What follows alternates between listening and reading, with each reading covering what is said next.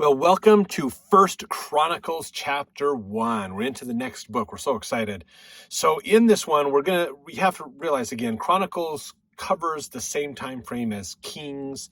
In fact, Chronicles kind of goes back farther. Because it's called Chronicles, it's chronological stuff, it's timelines, it's lists.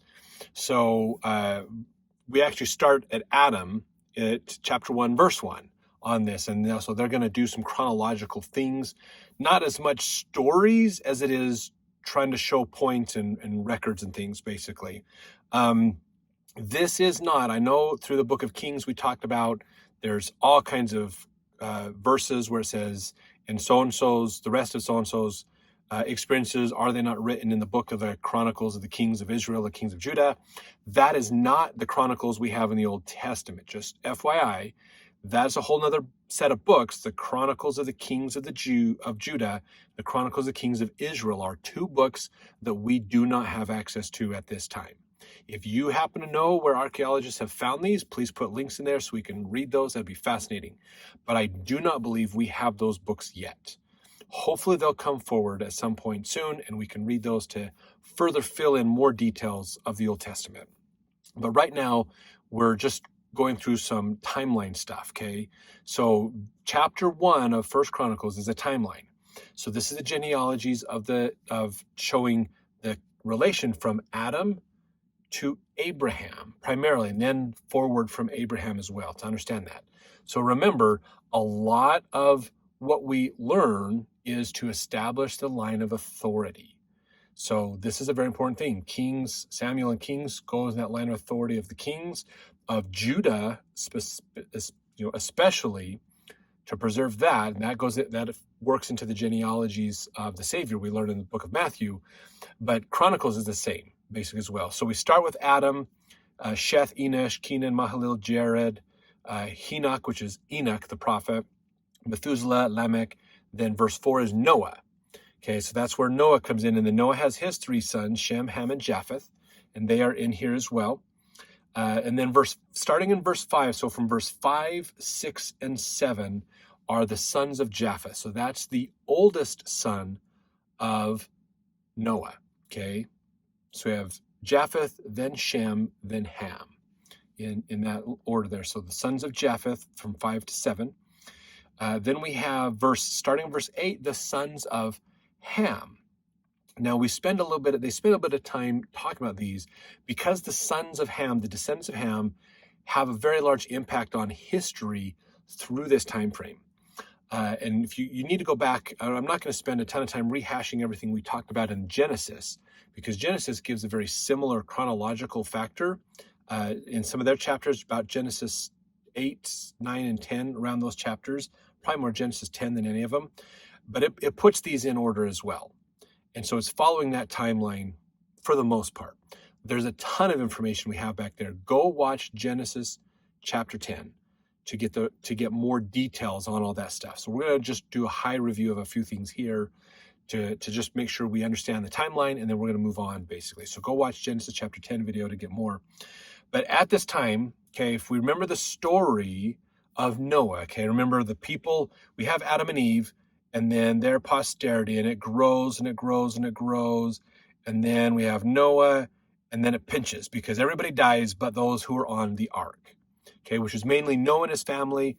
There are some apocryphal writings that talk about maybe Noah's extended family, so maybe a brother or two, his family and their family was on the ark as well, not just Noah and his wife and their kids, but maybe Noah's brother was on there as well. There are some stories. In fact, there's some stories. I don't remember which apocryphal writing it was in, but it talks about how Noah had a brother, and his family was on the ark as well, and it was through his family that Noah's nephew was Melchizedek, and so that kind of starts that whole story off. Can't prove if that's 100% sure, so I wouldn't say quote that as gospel truth. It is a story. There is a possibility there, but we don't know for sure if it's true. I hope it's true because it was a really cool story. I think that was in the Gospel of the Holy 12 or something like that. It was really good. But during this time, so Noah is around. Okay, he's the prophet. He's the clear patriarch of the family. After he dies, according to a lot of apocryphal writings, his three sons rule, and of course, it always goes to the oldest son. So Japheth becomes the ruler, and so they rule. But when Japheth and its sons kind of break up, the family start to fall apart and divide. They kind of go their separate ways. They just like in a regular household, you go from living with your brothers and sisters to living on your own with your own family, and then those ties kind of diverge basically, and you get to a point where you don't spend as much time hanging out with your brothers and sisters and aunts and uncles. You become the patriarch of your family and kind of spend your time among your family. That happens, okay, with Noah and his kids. The problem is when that, after about a generation or two down the line, they start to wonder, okay, we're a huge amount of people. It's growing. We're getting more populations. Who's going to be the ruler? And that's where we actually get into verse 10 in here. And Cush begat Nimrod. He began to be mighty upon the earth. If you read in the book of Abraham, go watch those videos as well. Go watch videos in Genesis. There's a ton of information we have about Nimrod. It is believed to be that Nimrod was the first great world king at the time. He was the one that instituted the Tower of Babel. The people were spreading out. They were getting lots and lots of people. Generations were growing. Lots and lots of people happening. They were starting to spread and go branch out away from the area where they had been living. So, which would probably be southern end of Turkey, that kind of eastern end of the Middle East. There's a big valley there, all this great stuff. They believe that that's where the Tower of Babel was, kind of more present-day Iraq time area, almost a border of Iran and Iraq, somewhere in there maybe. But anyways, here's the thing is Nimrod becomes the first great world king, trying to pull people together, but everybody's starting to migrate, starting to spread out and go up these valleys and through these areas to spread out. So he tries to pull everybody together. He builds the Tower of Babel, which is fabled to be the tower that not only do they try to use it to get to heaven, because they believe heaven's just on the other side of the clouds, up there in the sky, basically. They're trying to get to heaven without going through God's plan. And they are also a giant mountain, giant opportunity for something people can see from a long distance away to encourage them to stay together. It doesn't quite work as well, but then there's a lot of wickedness that happens at the time, and everything falls apart. So this is that time frame when Nimrod was the king. There's a lot of stories about the times of Abraham, which was hundreds and hundreds of years later, dealing with Nimrod. So Nimrod may have gone from the name of a mighty warrior who basically survived and became victorious during this inter-family civil war that happened to decide who's going to be the king, the ruler, to being a title of the king. Basically, like Caesar became not just the name of a person, but the title of who ran Rome, or Pharaoh, or things like that. So Nimrod, it looks like from the ancient writings that that's what happens, basically, is his name becomes not just his name as the great king, but his name becomes the title of king for everybody else after him for a while. So just some interesting little tidbits that are in here as well. And if we go down through this, verse 12, we learn that Calsuhim, of whom came the Philistines, they're all from the descendants of Ham. So descendants of Ham really spread out, really do a lot in this time frame as well. Canaan, a lot of these groups that we heard about through Samuel and Kings, they're there. These are a lot of the groups that end up getting destroyed by the Israelites and wiped out because of their wickedness and things. We're going to learn, we just see that these are where their families come from. Now, verse 17 is the sons of Shem. So Shem is the middle son. His descendancies, Japheth kind of becomes more Europe. They kind of go that way, more Europe type people. Shem becomes more Arabic and Asian. Ham becomes more African, Middle Eastern type person in a very general, broad sense, basically the word. But that's kind of how this ends up working out. But these are some of the names that we get. So verse 17 is the sons of Shem, and they go through. Now, interesting is verse 19. Unto Eber were born two sons. The name of one was Peleg. because in his days the earth was divided. So Peleg means to be divided. His brother's name was Joktan. Now, the earth being divided, some people say, well, does that mean plate tectonics? Like we're all Pangea and now it's split apart and that's Peleg was back then? No, I do not believe that's what it's saying. I believe what it's saying is the Tower of Babel. The earth was divided because people spoke different languages. They went the different ways. The confounding happened. So Peleg and Joktan were probably around at the time of the brother of Jared. So the brother of Jared basically starts somewhere around Genesis 10, 11, 12, somewhere in there. That's where the book of Ether begins in the Book of Mormon.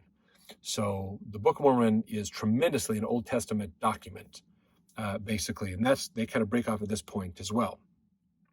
So they go through all of them, and now in verse 24, they go back, okay?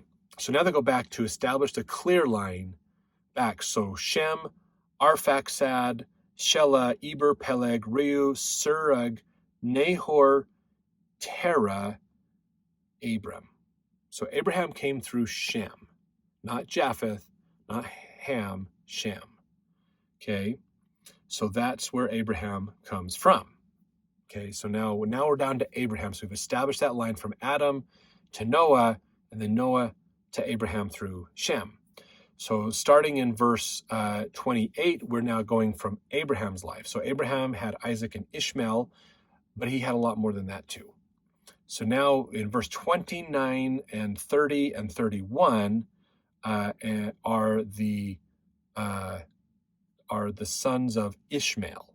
Okay, Ishmael becomes more of Arabic nations and things like that as well. They kind of mix in there also. So verse 32 are the sons of Keturah, which is Abraham's concubine. So this was one of the other women that Abraham had as a wife. And she bore everybody that's in verse 32, basically. And then so there's more that he had. So Abraham had actually lots of children. We usually hear about Ishmael, which is where a lot of Arab nations and people come from. In fact, Ishmael is the reason that Islam believes in Abraham as the great prophet, is because they come through that. So oftentimes when religions are classified, Christianity and Islam are classified as Abrahamic religions because they claim to come through Abraham. Arabs believe that comes through Abraham through a birthright, the birth connection. Christianity believes it comes through Abraham through priesthood, the spiritual rights, the authority to act in the name of God. And Jews are Abrahamic through descent, through Isaac, basically. So that's kind of where all that ties together there. So we're going to go through those. In verse 32, they go to the other sons that we rarely ever hear about from Abraham. And kind of go through those. Now, verse 34, it goes back to now Abraham begat Isaac. That's the son that he passes that birthright down through. Isaac, the sons of Isaac was Esau and Israel. Esau kind of ends up partnering up. Esau and Ishmael end up kind of blending into one group eventually. And then there's Israel, which was Jacob, okay, the son of Isaac. Jacob gets that birthright. Remember, Esau's the oldest, but then Jacob gets the birthright. So this is just kind of rehashing and reviewing Old Testament. So go back into Old Testament, mainly Genesis chapter 10, to go through this story in more detail. So then verse 35, the sons of Esau are there, and they go through all of that, which is a lot of descendancies and things that happen. Then we get down, this is kind of interesting because it doesn't tell us, if you look in here, it doesn't give us the sons of Jacob. They're not in this list. So partially because we'll talk about them more, later, basically. So it's just an interesting thing to note in chapter 1, they're not here, okay? There is a change that happens at verse 43. These are the kings that reigned in the land of Edom. So now we're going to get a reign of kings before any king reigned over the children of Israel, basically. So this is doing the history of the kings of Edom. We hear about that place a lot as well through First and Second Kings, in those areas. So the rest of this chapter is the line of the kings, basically, for Edom. And that's where they come in here as well. So that brings us up and concludes this chapter. Let's jump to the next chapter, see the next chronological, genealogical list that we're going to talk about.